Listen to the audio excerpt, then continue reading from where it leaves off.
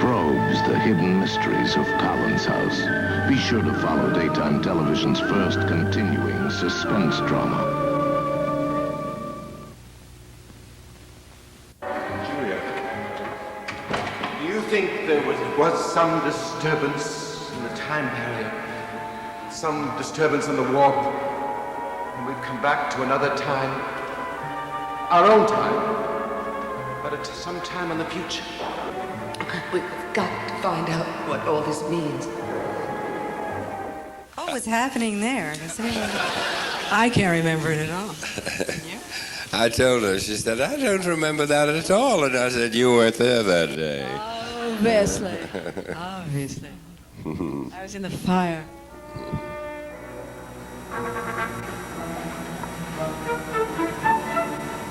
Jameson, wake up, darling. I've come for you as I promised I would. We're going to go away together. Jameson, darling. Jameson!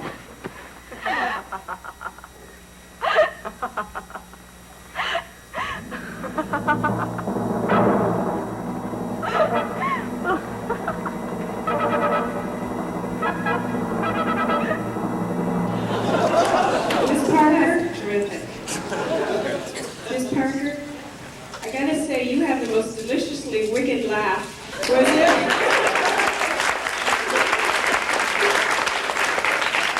Was it hard figuring out how to do that, or do you just do that naturally? That's natural. Did I hear it?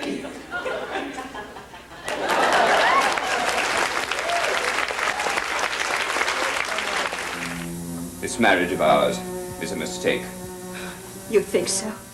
You're not interested in me. No. You never have been. Roger, you're keeping me from doing something I must do. What? What is so important to you? I've not got time for this. When did you ever have time for me? Never. Never. Cassandra! Goodbye, Roger. I was willing to do anything for you. I offered you my life so that you could share it, but you weren't willing to share it, were you? No. Now you have learned the truth. There is nothing between us, and there never has been. Cassandra, there was in the beginning. I used you. Face it. I used you. For what? For what? For what I'm going to do now.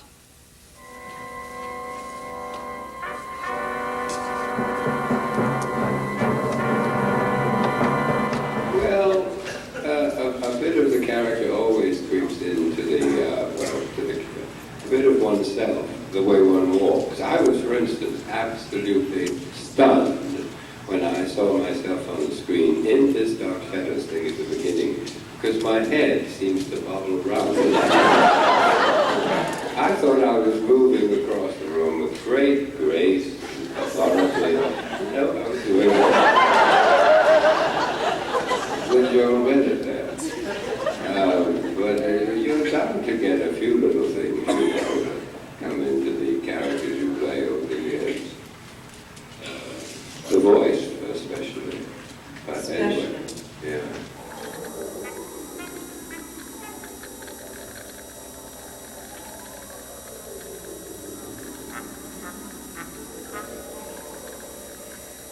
What are you doing, Laura? Stay where you are, Edward. You did the only thing you could for me. You lit the fire. And now, I am in control of it. I must warn you, Edward. Don't try to stop me. For if you do, we shall both go up in flames. My God. Could you explain what a phoenix is, actually? It's in Arizona. When you play Laura the Phoenix. A phoenix very simply is someone who rises again and again and lives many lives. In the case of Laura, she did it at will, which made it a little different than reincarnating after finishing one life. Laura simply went into the fireplace and didn't start again. And I really think I had that down to a T. But you know, everybody asks about it. More and more the Phoenix has become very popular. Yesterday and today, I was telling someone, people keep saying, oh, you have a Phoenix on your neck, and everyone has a Phoenix hanging on their neck. And why is the great upsurge in popularity of the Phoenix? And it's because obviously everyone wants to think in terms of opposites generate opposites. You know, spring generates fall, day generates night, life generates death, death generates life, and we're all going to be reborn again. So if you don't do it this time right, guys, don't worry, you'll be back. Thank you. I'm just going to throw it at you, baby, and let's see what sticks. Tell me when it's cold, tell me summer's hot, tell me autumn's squeaky, tell me spring is not, but don't tell me you leaving my house today. You ain't going nowhere, baby, so don't tell me you're leaving my house today. Grits is in the pantry and bones in the pot, love is in the back room to keep my baby hot. So don't tell me you leaving my house today. Say, don't tell me you're leaving my house today. We got money in the bank, credit at the store, peaches hanging off the tree. Why do you ask for more? I say, don't tell me you're leaving my house today.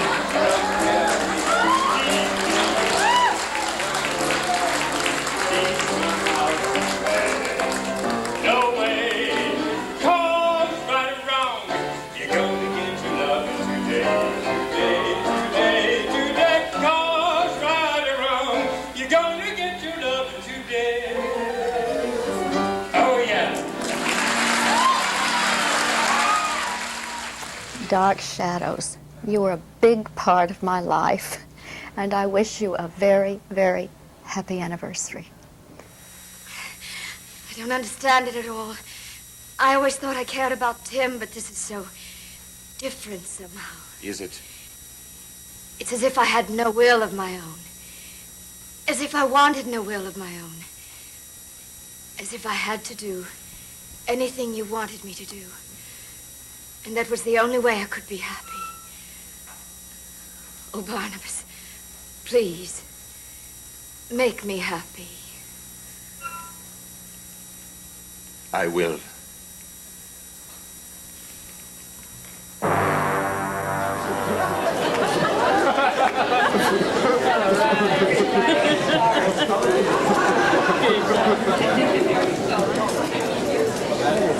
Hi, oh, how great it is to be here and see all of you. I always wondered what it was like in here. It seemed so cold and dark on the outside. Well, Mrs. Stoddard, it's no different in this room.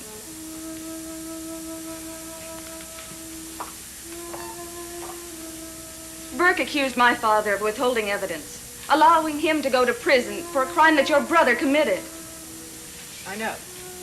I'm aware he's been saying that. How can you stand there so coldly? I don't know how you feel about your brother, but my father's very important to me. I love him, and I can't believe that I'm sorry if I've seemed unconcerned, Miss Evans. But frankly, I didn't quite know what the motive was in your coming here. I've got to find out the truth. Can't you see that? Yes, I can. But I think your father'd be able to answer your questions. But Mrs. Stoddard, I'm so confused. I don't know what is true and what isn't anymore. What does your father say? I don't know. I haven't seen him since Burke told me. I've got to see Mr. Collins, please. I'll see if he's in his room.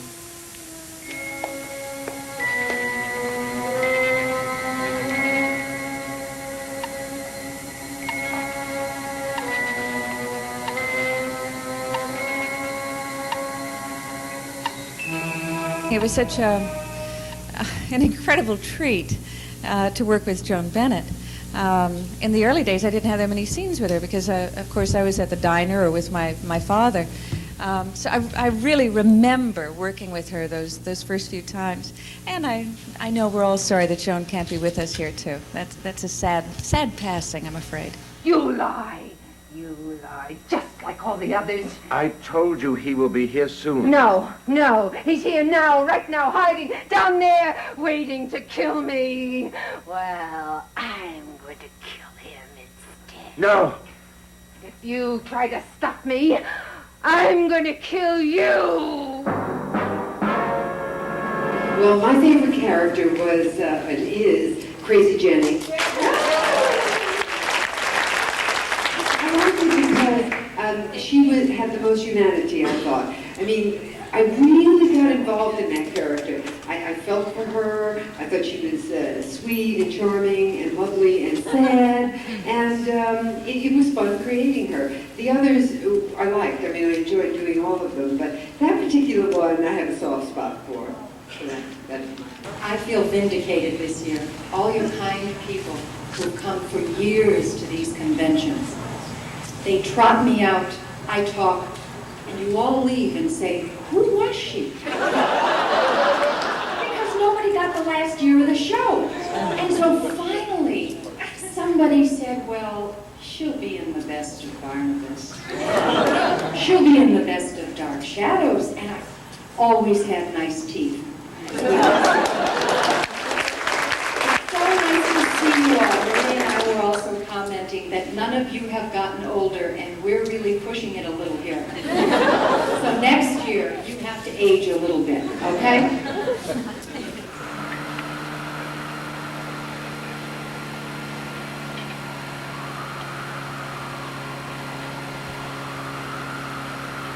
Sebastian, Yeah, Maggie? you've got to turn around. Oh, no, it's too late now. We're going to be at Wincliffe soon. I've got to go back to Collinwood. You must take me. And Maggie, you've got to realize that what we're doing is going to be for the best for you. Oh, Collinwood is where I belong.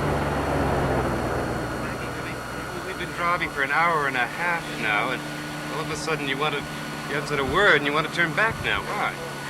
Sebastian, I just realized that if we keep going like this, I'll never see Collinwood again. Or any of the people I love. That's not true, Maggie. Look, I promise you that I'm going to stay with you as long as we're going to be at Wincliffe. And when you get well, I promise I'm going to take you right back to Collinwood. That's when I left. Let me tell you the subtext to that scene. I've been working without a contract for about 6 months, and I did the film. And Dan really didn't want me to leave. And I told him that I was moving to Paris and I was going to get married. And he said, you'll never work again. You're making the most awful mistake of your life. And so he sent me to the funny farm. Had it killed me off. How many other times? This time he sent me to the loony bin. So that whole scene where I'm saying that I'll never see the people I care about and I'll never see Collinwood again. And so true. Yes. And then I left New York a couple of days later and moved to Paris. But I could not have been more surprised when 6 months later the show was off the air. The ratings were so high. No quiero hacerte daño. Oh, suéltame. Tú sabes de lo que es capaz Barnabás. ¿Dónde me llevas? Suelta. Adán, ya basta, No, ya basta. quieto, no puedo dejarte. No puedo. En el momento que me sueltes y que pueda, te mataré. Eva, estate quieta. ¡Oh, te mataré! I'll tell you, some of the things I see now, I look back and I say, would I have the nerve to do it today? I mean, some of those things, you're right, it was campy. I think somewhere way back in there I knew it. But I did take it awfully seriously, I must say, while I was doing it. Our directors took it very seriously, so you don't fool around with that. The humor of it really is in the looking back. The day-to-day, throwing you on the floor and cutting somebody up. It's very technical work, even in our campy way, that we did it, and there was so much to get done every day. I don't think anybody really had a laugh about it until a little later. Didn't you ever crack up on the set at all? We weren't allowed to, but I do recall a few people who did. It was really live tape. I mean, we were not allowed to say, oh, excuse me. I thought that scene Marie just did was just a bad day, and they let it roll. I mean, you bought it, so did I. Right, they just went nuts, and Dan said, that's it. It wasn't necessary to go that far, Sebastian. Your psychic powers are too valuable to us. It's dangerous to reveal them to someone like him. I didn't say what harm it did. Professor Stokes just looks after Mrs. Stoddard's interests, and with you and I around, I think her interests do need a little looking after, don't they? She's one of the richest women you've ever had for a client. She's just willing to pay very well for your services now. Just don't want to discuss it. Very well.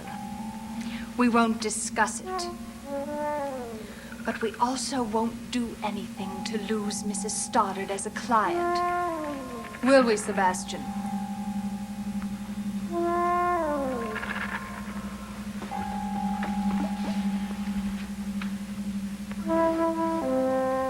By the way, what did you see in your vision?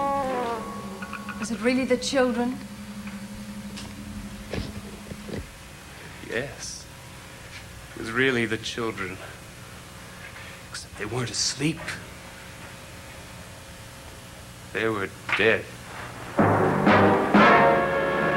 Amazing what we did, wasn't it? Wasn't it amazing?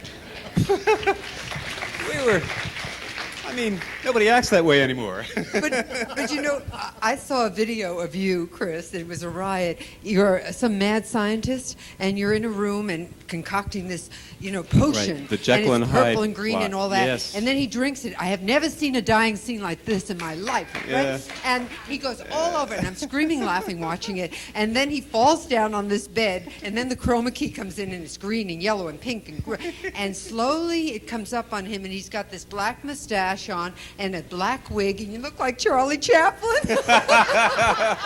They were trying to make me look like Jack Palance, because Dan Curtis had just done Jekyll and Hyde with Palance.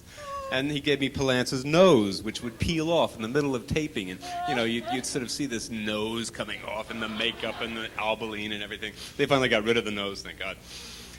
Leaving me with 3 hours of makeup, the wig and the mustache and everything. But what a fun part. The best. Oh, the best. I have a question for James Storm. You played a wonderfully evil character of Gerard Stiles, and I was curious to know, as that character was being progressing, what kind of fan mail or hate mail did you get that you can remember? I can't remember anything specific. Any outstanding letter, but I do remember that I received at one time, there were a lot of love beads going on at that. I don't know if you remember the necklaces that were multicolored beads and all that. I used to get one or two of those a week. But I think the real charmer was opening a letter and finding lizard feet. And that was the one that really, I thought I better re-examine this role. So... but that's the one that obviously stands out in my mind. I wish I knew what you were up to. It's very dangerous to know. It's very dangerous to know so much. You frighten me sometimes. And you even like that, don't you? We're on the same side, Edith. You just don't realize it yet. But you will very soon.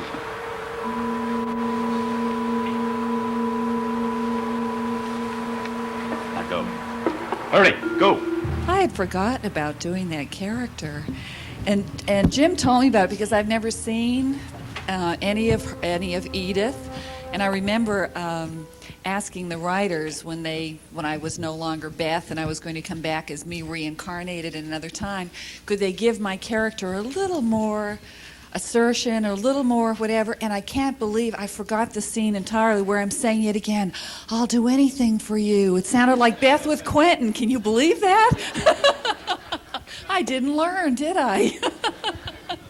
David Selby and I were in this little tiny bell tower or something when I was strapping him down to a table.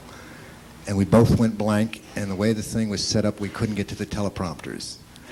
And we started to improvise. We both had a sense of the scene, but I looked at him, he looked at me, and both minds were blank. Talk about terror, but we started to improvise, we got through it, we got within 5 seconds of the timing of the scene. I'm not sure we had anything to do with what the scene was, but we got through it. And I think that was my favorite blooper. We both were soaking wet at the end of it, too. Now what?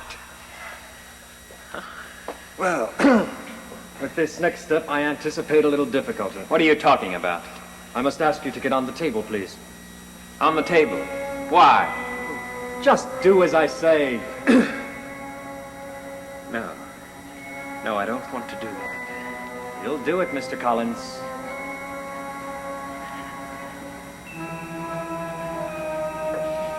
You're insane. On the table.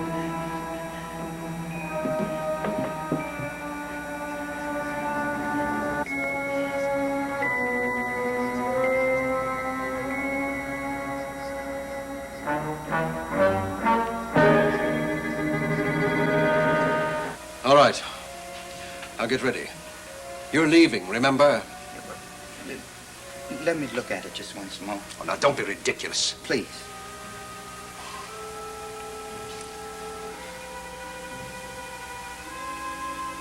What are you trying to do? Let me just touch it. I've got to get it back to Mrs. Stoddard. Please, just let me touch it.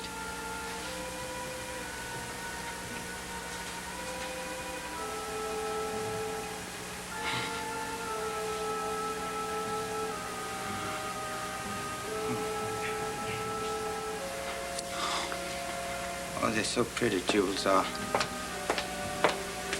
Sometimes you can tell how pretty they are just by touching them. Today he wears lace on his underwear. And he picks it out for me. I thought that was a very well-acted scene. Did you guys think it was well-acted? I thought Dennis Patrick was great. Do you think Dennis Patrick was great? I'll tell you one thing, we were both skinny. Why are you gonna kill me? No. No? No. No. Let me go! Leave me alone! Stop it! Let me go!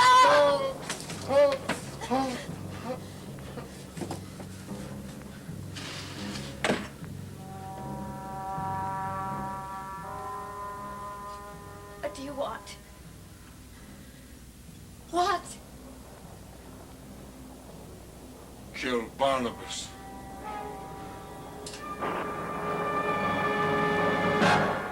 As far as preparation for the role, yes, I had seen the original film, the Karloff film. I'd seen any number, as any other youngster had over the years.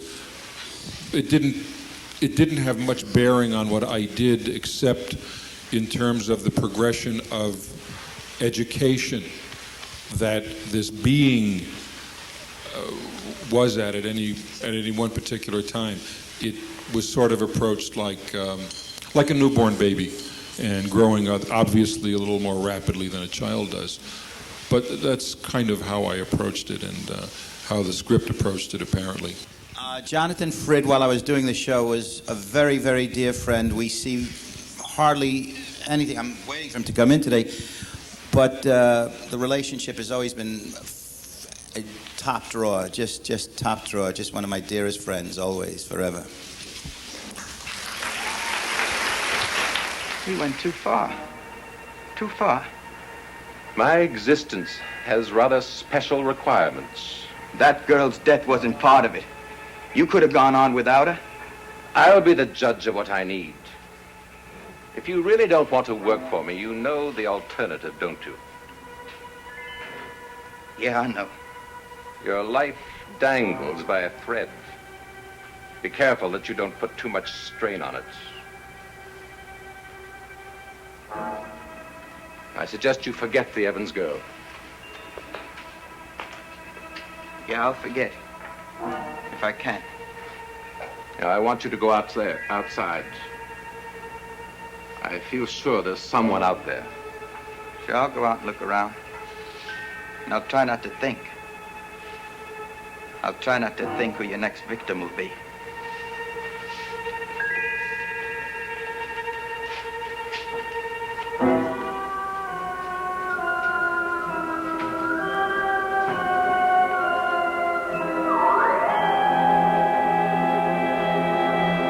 great fun. It was such great fun doing this show. It really and truly was, as you think about it. And such a rare thing. Listen, look at these parts we're playing. Where the hell do you get a chance to play, you know, such a variety of roles? You know, ask Dennis, he'll tell you.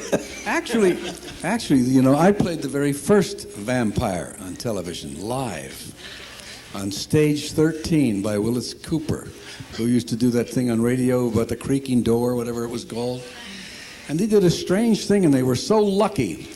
I was a vampire, and I came in my human form to this window, and I was to change into a cat and enter the window, cross the room, go up to a bed where this girl is sleeping, and bite her neck, right, as a cat, with catnip, live on CBS. By God, they cross-faded. I got out. The cat came in, went up, over, went in, went right to the girl's neck, and out. Next thing you know, I'm standing there. Can you imagine that live today?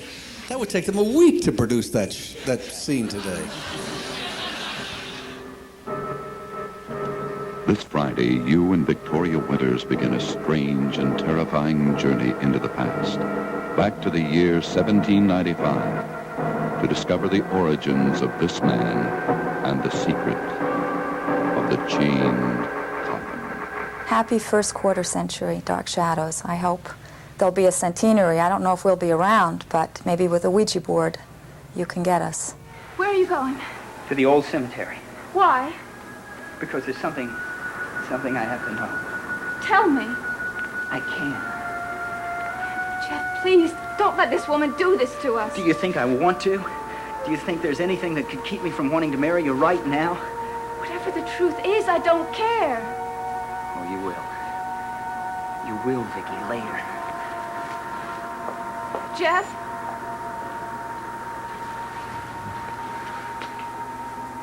Jeff? We had good times and we had a lot of laughs and we had a lot of things go wrong that we would fool around and play and mess things up. And a lot of times Curtis, who was in the booth most of the time, about half the time really, I suppose, would say, you know, you would... There might be an actor on the set who would say, that was awful, isn't he going to do it again? He would, nah, it's fine, I like it, a little flub, didn't hurt anybody, you know? Hey, Roger, Patrick, you know? Roger, Yeah. I didn't laugh when you threw me out of frame in that scene on camera. Remember that? Several times? And he'd always come up and apologize and say, oh, I didn't mean to do that. All through the dress rehearsal and everything, he never touched me. And then he'd say, get out of here. And I'd go flying out of the frame, and afterwards he'd come up and say, oh, I just got so emotional and I just got carried away, and I'm really sorry. No, and I never believed you. Now, this is the truth. The truth is, you know, when you don't have your lines, and you're not, so you overdo it with emotion to kind of fill the void. So you don't want them to notice that you missed the last line or you did something, or she was in front of the monitor where I couldn't read, you know. So I just move her out of the way, whatever. You know, things like that. Those things would occur. Actually, I used to take myself seriously. But thanks to all of you and these marvelous conventions, I don't anymore. That's the truth. And I didn't know these people that well when I worked on the show, but a real affection has developed. We see each other once or twice a year, and it's always wonderful to see everyone. Thanks again to you.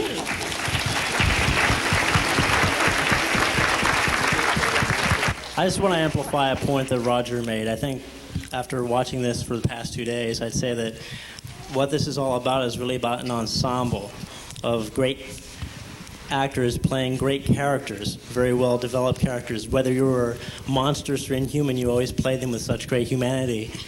I think it has the same kind of quality that Star Trek has, because you're all each playing a part as part of a group, as part of a family, and we all sense that. And I think that's a great tribute to the genius of Dan Curtis, that of your casting, that you're all here, and to the writers too. And we appreciate you playing those characters so well. Please welcome Jonathan Frid.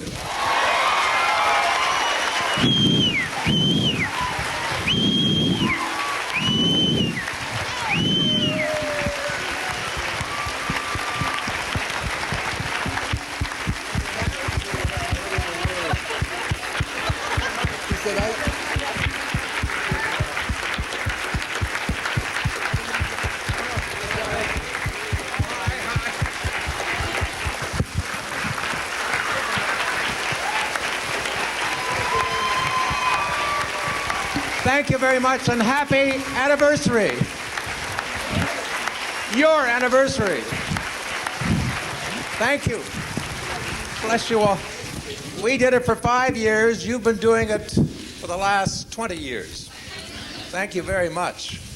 And I'm just here to do a commercial to make sure that you're all here tomorrow. I'm doing my number and doing autographs and question and answer. And that's tomorrow afternoon.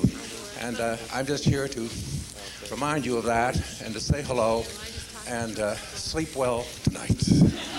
Bless you.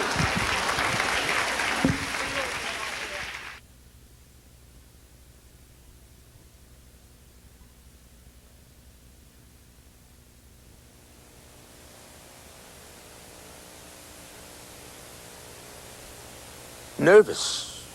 Very, very dreadfully nervous I had been and am. But why will you say that I am mad? The disease had sharpened my senses, not destroyed, not dulled them. Above all was the sense of hearing acute. I heard all things in the heaven and in the earth. I heard many things in hell. How then am I mad? Hearken and observe how healthily, how calmly I can tell you the whole story. It is impossible for me to say how first the idea entered my brain, but once conceived, it haunted me day and night. Object there was none. Passion there was none. I loved the old man. He'd never wronged me. He'd never given me insult. For his gold I had no desire. I think it was his eye. Yes, it was this. He had the eye of a vulture, a pale blue eye with a film over it. Whenever it fell upon me, my blood ran cold. And so by degrees, very gradually, I made up my mind to take the life of the old man and thus rid myself of the eye forever. Now, this is the point. You fancy me mad. Madmen know nothing. But you should have seen me. You should have seen how wisely I proceeded. With what caution, with what foresight, with what dissimulation I went to work. I was never kinder to the old man than during the whole week before I killed him. And every night, about midnight, I turned the latch of his door and opened it, oh, so gently. And then when I had made an opening sufficient for my head, I put in a dark lantern, all closed, so that no light shone out. And then I thrust in my head. When my head was well in the room, I undid the lantern cautiously. Oh, so cautiously. Cautiously, for the hinges creaked. And I undid it just so much that a single thin ray fell upon the vulture eye. And this I did for 7 long nights. Every night just at midnight. But I found the eye always closed, and so it was impossible to do the work, for it was not the old man who vexed me, but his evil eye. Upon the 8th night, I was more than usually cautious in opening the door. A watch's minute hand moves more quickly than did mine. Never before that night had I felt the extent of my own powers, of my sagacity. I could scarcely contain my feelings of triumph. To think that there I was, opening the door little by little, and he not even to dream of my secret deeds or thoughts. I fairly chuckled at the idea. Perhaps he heard me, for he moved in the bed suddenly as if startled. Now you may think that I drew back, but no. His room was black as pitch with the thick darkness, for the shutters were close fastened for fear of robbers. And so I knew that he could not see the opening of the door, and I kept pushing it on steadily, steadily. I had my head in and was about to open the lantern when my thumb slipped upon the tin fastening, and the old man sprang up on the bed crying out, "Who's there?" I kept quite still and said nothing. For a whole hour I did not move a muscle. And in the meantime, I did not hear him lie down. He was still sitting up in the bed listening, just as I have done night after night, hearkening to the death watch beetles in the wall. Presently, I heard a slight groan, and then I knew it was the groan of mortal terror. It was not the groan of pain or of grief, oh no. It was the low, stifled sound that arises from the bottom of the soul when overcharged with awe. I knew what the old man felt. I knew the sound well. I knew that he had been lying awake ever since that first slight noise when he had turned in the bed. His fears had been ever since growing upon him. He had been trying to fancy them causeless, but could not. He'd been saying to himself, "It is nothing but the wind in the chimney. It is only a mouse crossing the floor. Or it's merely a cricket which has made a single chirp." Yes, he'd been trying to comfort himself with these suppositions, but he had found all in vain. All in vain, because death, in approaching him, had stalked with his black shadow before him and enveloped the victim. And it was the mournful influence of this unperceived shadow that caused him to feel, although he neither saw nor heard, to feel the presence of my head within the room. When I had waited a long time, very patiently, without hearing him lie down, I resolved to open a very little crevice in the lantern. So I opened it.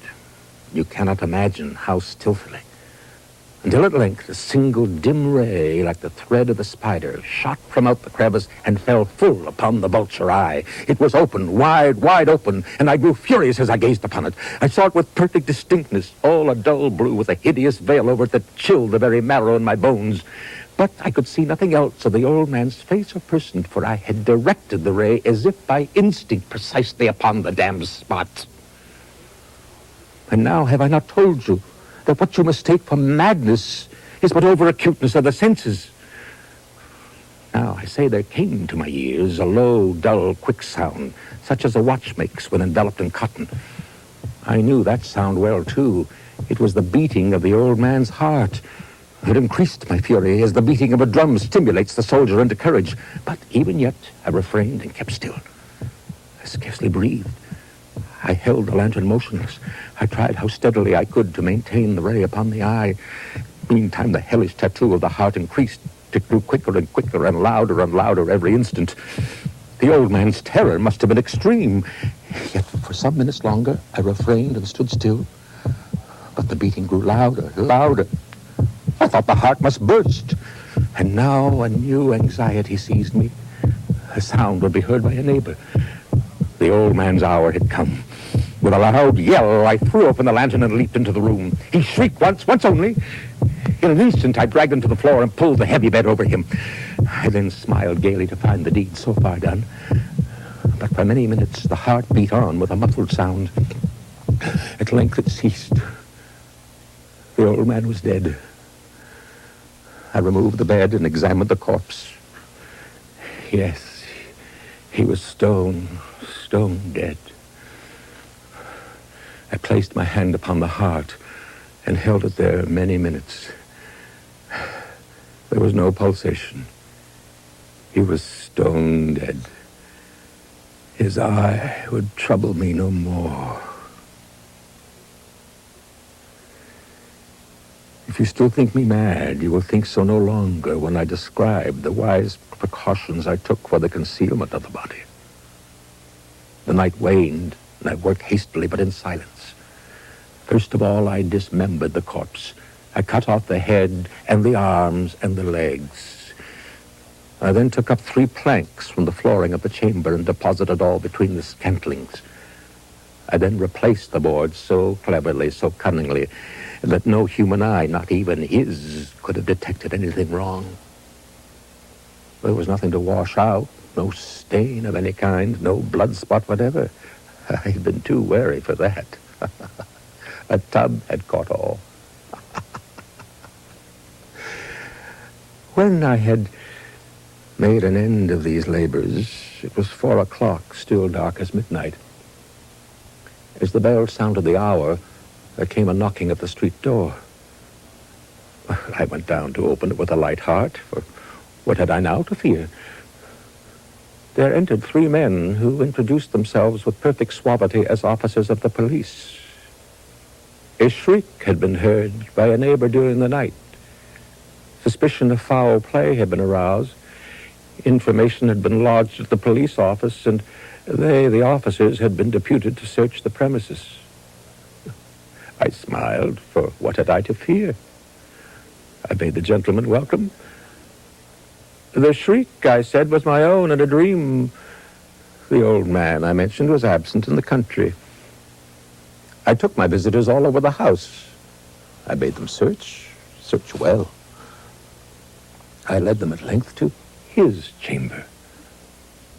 I showed them his treasures, secure, undisturbed. In the enthusiasm of my confidence, I brought chairs into the room and desired them here to rest from their fatigues, while I myself, in the wild audacity of my perfect triumph, placed my own seat upon the very spot beneath which reposed the corpse of the victim. The officers were satisfied. My manner had convinced them. I was singularly at ease. They sat, and while I answered cheerily, they chatted of familiar things. But ere long, I felt myself getting pale and wished them gone. My head ached, and I fancied a ringing in my ears. But still they sat and still chatted. The ringing became more distinct. I talked more freely to get rid of the feeling, but it continued and gained definitiveness until at length I found that the noise was not within my ears. Oh, no doubt I grew very pale. But I talked more fluently and with a heightened voice, yet the sound increased, and what could I do? It was a low, dull, quick sound, much such a sound as a watch makes when enveloped in cotton. I gasped for breath, and yet the officers heard it not. I arose and argued about trifles, but the noise steadily increased. But what could I do? I paced the floor to and fro with heavy strides, but the noise steadily increased. Oh, God, what could I do? I raved, I swore. But the noise arose over all. It grew louder, louder, louder. And still the men chatted pleasantly and smiled. Was it possible they heard it not? Almighty God, no. They heard. They suspected. They knew. They were making a mockery of my horror. Anything was better than this agony. Anything was more tolerable than this derision. I could bear those hypocritical smiles no longer. I felt that I would scream or die. And now, again, hark! Louder, louder, louder! Villains, I shrieked, dissemble no more! I admit the deed! Tear up the planks! Here, here! It is the beating of his hideous heart!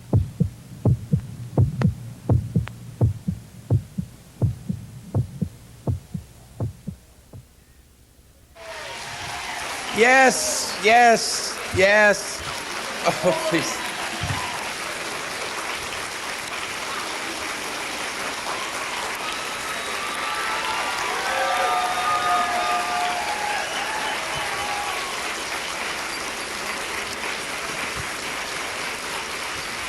I felt when I got on the show that I was a new boy, and I always felt, I never quite got over that feeling of being a new boy, because the show had been going a year, and it had established itself, albeit in a small way, but it had established itself for what it was, and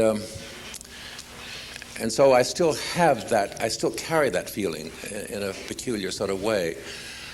And so that's why I thought of this tonight, that we are all new people here, celebrating a show that started in 1966. And I don't think I've said it here, but I think I said it on a television show the other night, that I was here in California for my first time. It was a very important time in my life. That spring or June of 1966 was my first trip to California and San Diego, and that was a great summer for me down in at the old Globe Theater with Will Geer and John Voight and Anthony Zerbe and others down there, and where I created another great character for myself, or recreated a character of Caliban, and of course Father Capulet in Romeo and Juliet. And anyway, it was a great summer for me, and I suppose it's maybe an appropriate time to mention how I got this role. I know a lot of you heard this before, but maybe a lot of you do not know this story. But I had been on the road playing an understudy and doing odd jobs as an assistant stage manager with a company with Ray Milland called Hostile Witness. And I was just filling in for the year because I had intended to come out to California to teach. I had resumes in every college here in California. I was in love with California, and I was in love with the idea of teaching. And I had really meant to do it. Well, I had to fill in a year because it was too late to have gotten the job that fall of '66. So I decided to go on the road and just make some money with this company, playing an understudy and so forth. And at the end of that run, we went right across the country. We were down in Florida, and I had told my agent that I was going to come back out as soon as this tour was finished in Florida. I was coming back to New York, pack up my things, and come out to California, and really do my best to get a job for the following semester, or the following fall. And so I said, no, I don't know when I'm going to get back to New York. I'll probably spend a couple of weeks in Florida after the tour, because I had friends down there and I was going to stay with, and I didn't know when I'd be back. And not to bother with me, thank you very much, but I was going to just take off for California. And so, indeed, I did stay with some friends, and then one day decided, well, I better get back to New York and get on with this whole plan of mine. And so I got a plane, came back up to New York, not telling anyone, no one in New York, including my agent, that I was returning. And I literally was at the door of my apartment. I dropped my bags and was unlocking the door when I heard the phone. And I went to the phone, and lo and behold, it was my agent. And I said, George, I told you, hi, how are you, and all the rest of it. And I said, but listen, he started to tell me something about a job. And I said, before you go any further, I told you that I'm off to California. I've just come back to pack my bags, pack up my things, and move to California. He said, well, I know, but you're not leaving tomorrow morning. And I said, no, I'll be here for about 2 or 3 weeks, but anyway, that's my intent. He said, well, while you're doing that, maybe you can pick up a few bucks on something. Well, here I am. And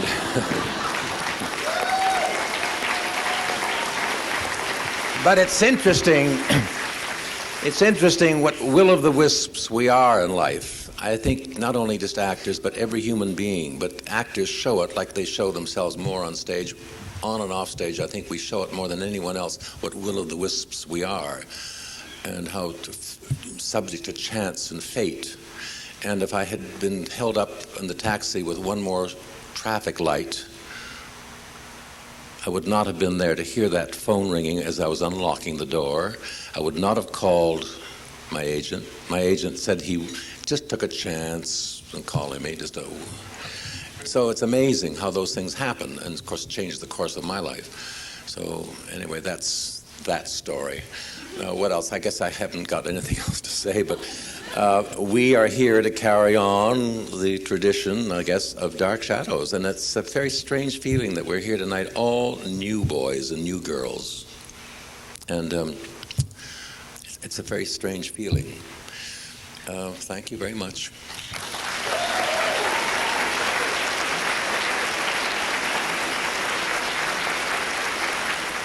Barnabas, we can't stay here any longer. We must go back to our own time. Our time. 1971.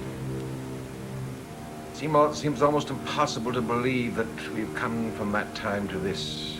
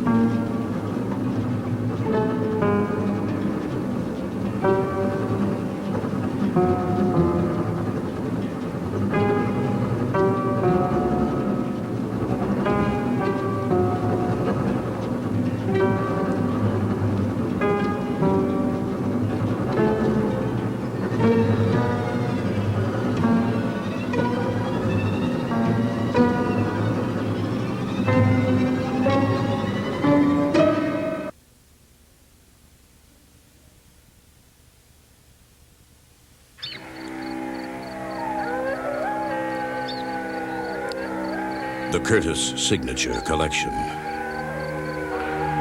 The literary classics that have thrilled millions of readers leap from the pages of time to become an unforgettable visual journey into the bizarre world of frightening suspense. Jack Palance as Bram Stoker's Dracula, the Prince of Evil. I am Dracula. I bid you welcome.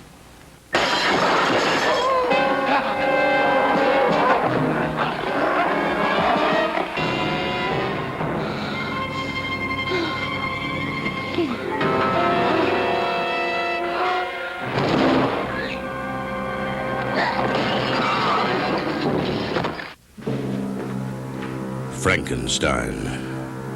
Starring Robert Foxworth, Bo Svensson, and Susan Strasberg. This production brings new understanding to the moral implications of life created in the laboratory. I don't want to hurt anyone, but I cannot help it. I cannot help it. In Henry James' classic ghost story, The Turn of the Screw, a beautiful country mansion hides the presence of the supernatural, as a governess, played by Lynn Redgrave, fights for the souls of the children she is charged to protect. You vile, miserable woman! Damn you, woman! Do you want to hear me say it? Peter Quinley's here! I will not permit it. You shall not have them! The picture of Dorian Gray. Shane Bryant stars as the man whose portrait reflects the unspeakable evil he commits in Oscar Wilde's psychological thriller. If only it were the other way. Claudia, if it were I who would remain always young, and the picture would grow old. For that, I would even give my soul. You're a monster.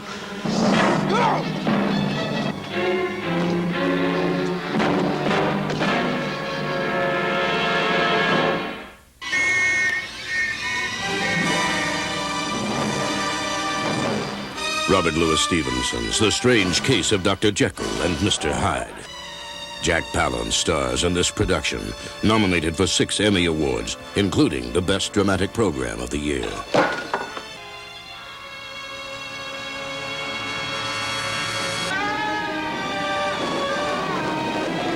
My God, Jekyll, what you've done. It's satanic.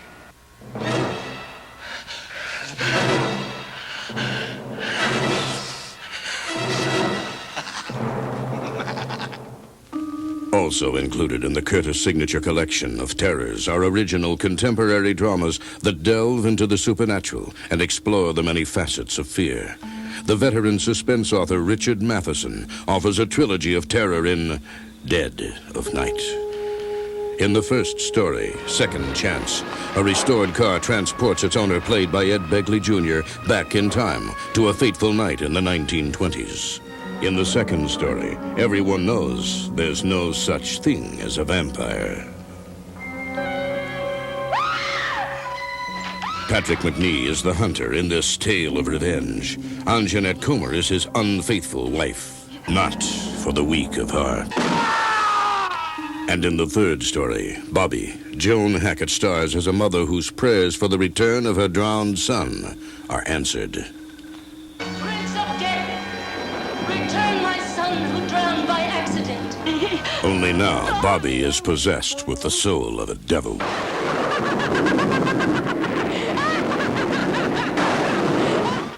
The Invasion of Carol Enders, starring Meredith Baxter Birney and Christopher Connolly. Nightmare at 43 Hillcrest, starring James Hutton, Mariette Hartley, and Peter Mark Richmond. Come Die With Me, starring George Maharis and Eileen Brennan. Shadow of Fear.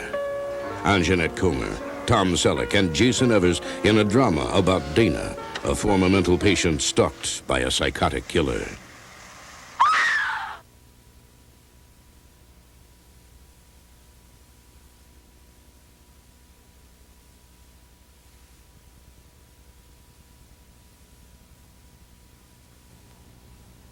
Hi, I'm Catherine Lee Scott.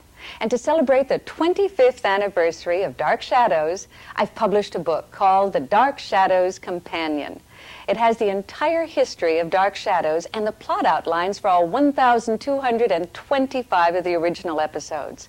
There are also dozens of photographs behind the scenes and on camera of the entire Dark Shadows company. We had so much fun putting together the book, and it's been so popular that Laura Parker, Jonathan Frid, Roger Davis, and myself decided to do the Dark Shadows Companion audio cassette.